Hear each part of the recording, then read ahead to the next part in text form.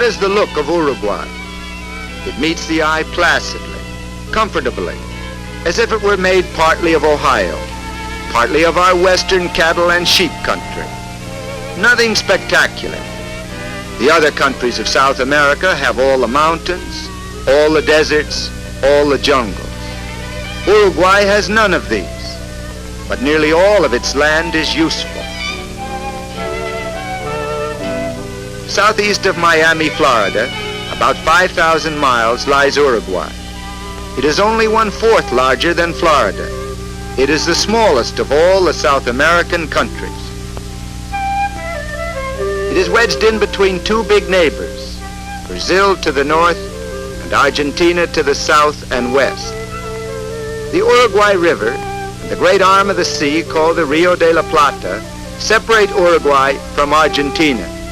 And on the shore of the Plata is Montevideo, Uruguay's capital. It is one of the world's great seaports.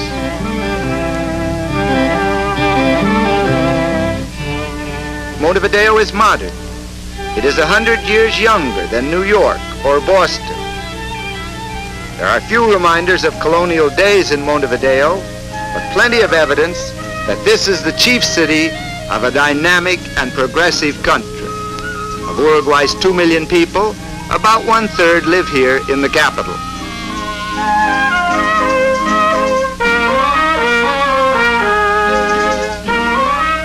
Montevideo is modern, but one old tradition thrives. Each year there is a gathering of La Criolla Society to pay tribute to that key man in Uruguay's past and present, the gaucho, the cowboy.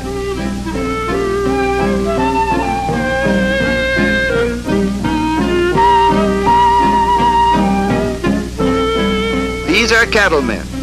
Some are ranch owners or executives. Some are workers from the ranches. The whole affair is the city's tribute to the countryside, on which it so greatly depends. For in Uruguay, as truly as in Argentina, the gaucho is the symbol of an important part of the nation's life.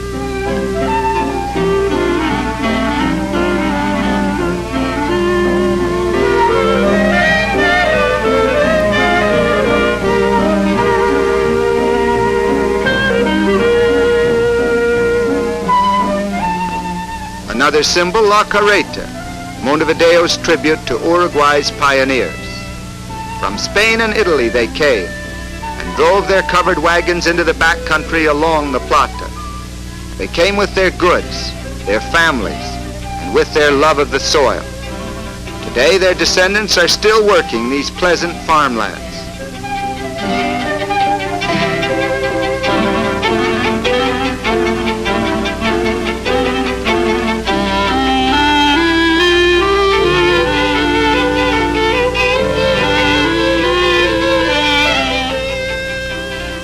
The introduction of modern methods has enabled Uruguay to increase its agricultural output.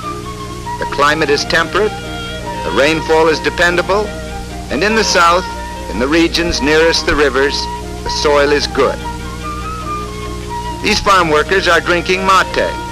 To the true Uruguayan, life would be unendurable without this tea-like brew. One of the surprising things about Uruguay, one of the unique things, is that the national minimum wage law and the 8-hour day apply to farm workers. Agriculture claims only a small share, not more than 10% of the country's usable land. But Uruguay feeds itself and even exports a part of its crops. The rivers give Uruguay an easy way of starting farm products, barley, oats, corn, wheat, linseed, toward foreign markets. But the total is small compared to the export of wool, meats, and hides. From 80 to 90% of all Uruguay's land is given over to raising cattle and sheep. So we must think of the gaucho, the ranch hand, as Uruguay's #1 worker.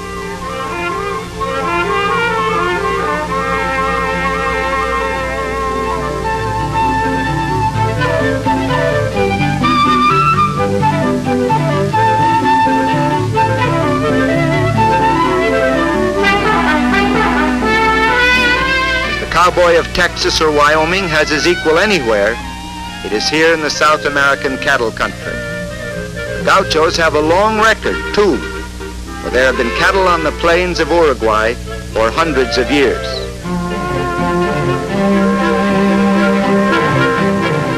There are 9 times as many sheep in Uruguay as there are people. In proportion to population, Uruguay has about 18 times as many sheep as the United States. Uruguay looks to her millions of sheep primarily for wool, the country's leading single export.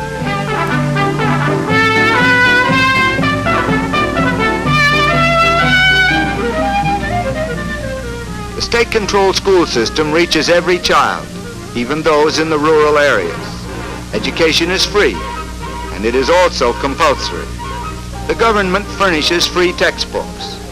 Later on, these youngsters can go on to secondary school, college, and university, all free, for Uruguay pays the cost of training its lawyers and doctors, its engineers and architects.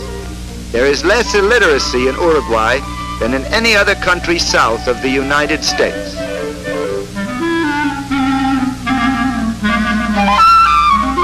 It's roundup time at least once a year on the big ranches. And each year over 1 million head of cattle make the trip to market.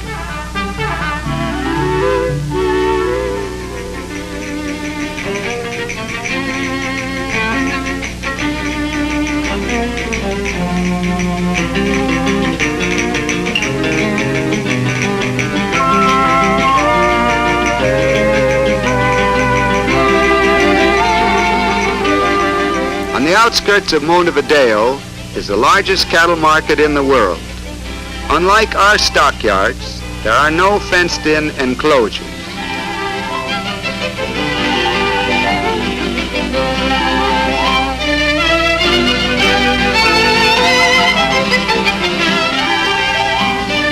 The men we see here are the cattle buyers and sellers.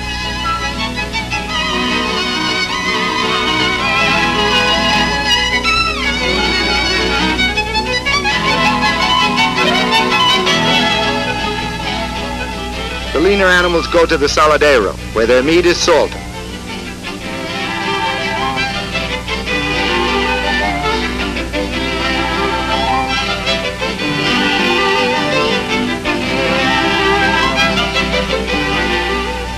To the frigorifico, the plant for freezing and packing beef for export, go the top-grade cattle. The shower bath gives a good cleansing to their hides and hoofs.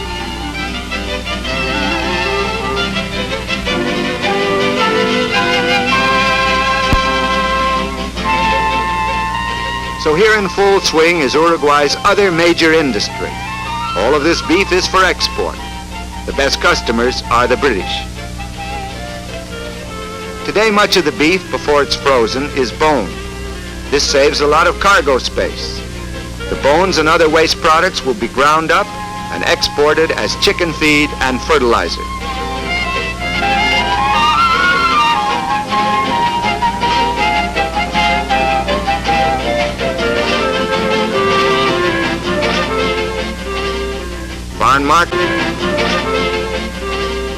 Foreign markets for its meat products and its wool, good harbors and easy access to the world sea lanes, these have meant economic progress and security for Uruguay.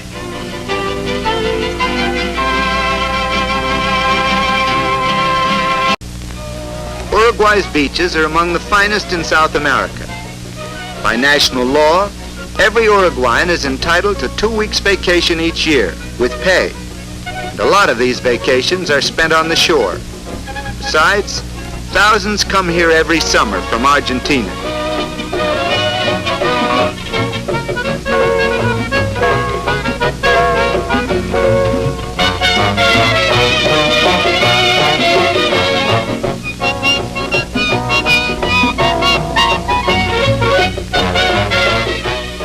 As for the casinos, some of them are state-owned, and all of them are operated under official scrutiny and with the government sharing in the profits. State share is turned back into public benefits. In the long run, the real winners are the common folk, the Uruguayan people.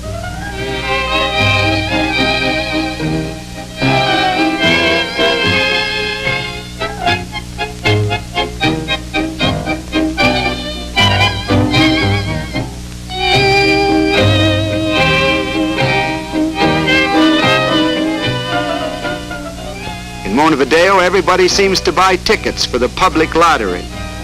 Many loyal citizens criticize government lotteries, but the officials point out that all the people share in the profits. A hospital, a fine one built with public funds. Casinos and the lotteries helped in raising those funds. Here the poor receive free medical care, including the services of doctors and dentists. Other patients are here because the government's health insurance plan entitles them to hospitalization. It doesn't cost much to be sick in Uruguay.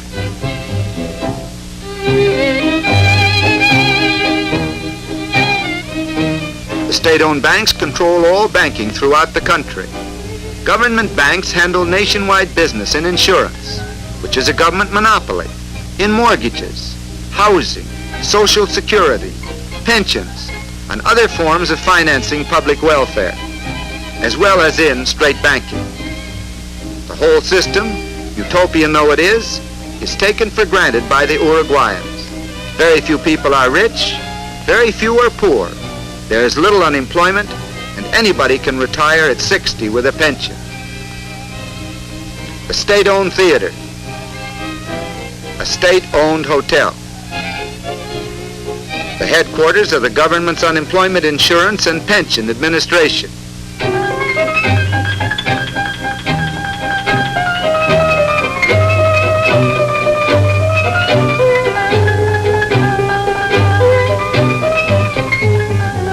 The government owns grain elevators, just as it owns factories for processing cement, alcohol, and petroleum.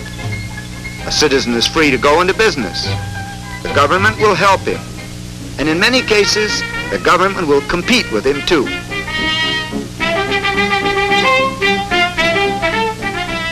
Uruguay is well supplied with railroads. Some of the roads are British owned, and some are owned and operated by the state, which has provided its lines with streamlined diesel trains.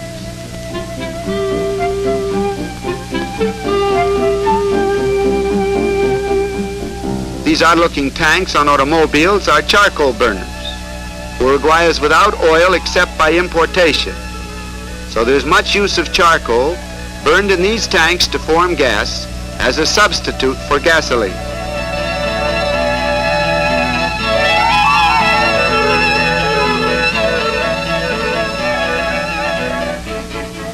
Lack of coal and oil has forced the use of wood as fuel in factories, as in this paper mill.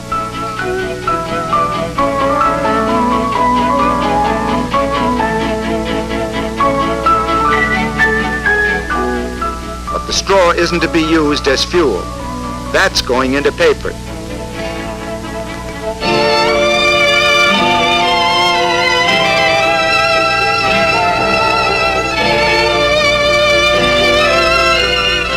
Factories like this will increase in number when more motive power is available.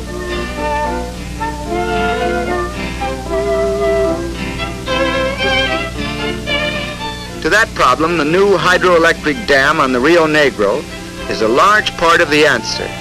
The new dam, financed by the government, was started by German engineers using German equipment. But specialists from the United States are helping Uruguayans finish the job. Even with increased electrical power, Uruguay is not likely to become a manufacturing country on a large scale. It lacks raw materials, especially minerals. Stadium in Montevideo is a particularly good one. The brand of soccer played in the stadium is particularly good too. The Uruguayans just naturally take to this game. In 1924 at Paris, and again in 1928 at Amsterdam, they won the Olympic soccer championship. The stadium seats 80,000. That leaves only about 2 million Uruguayans outside, doing something else. Umpires are the same the world over, always wrong. Notice that this one is given police protection.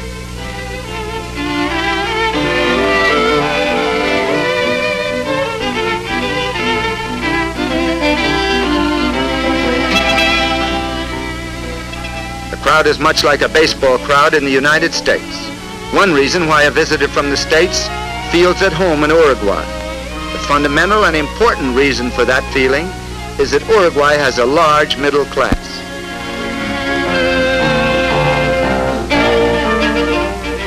The Senate building, where there has been plenty of proof that Uruguay is a real democracy. Representatives of the people meeting in this chamber have given the country its amazing structure of laws dealing with labor, education, suffrage, public works, and public health.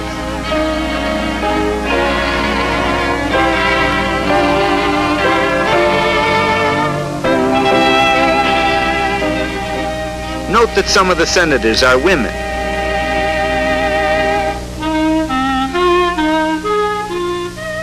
Uruguay has no censorship of news or opinion.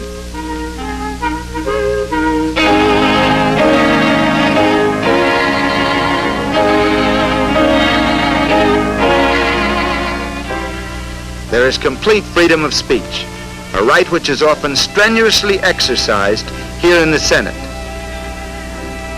It is an outstandingly progressive and democratic land, and Montevideo is indeed a handsome capital.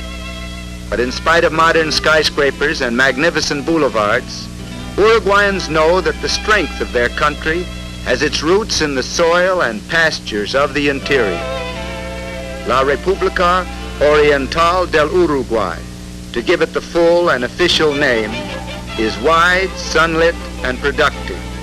The gauchos and sheep herders are important citizens of one of the most likable of all countries.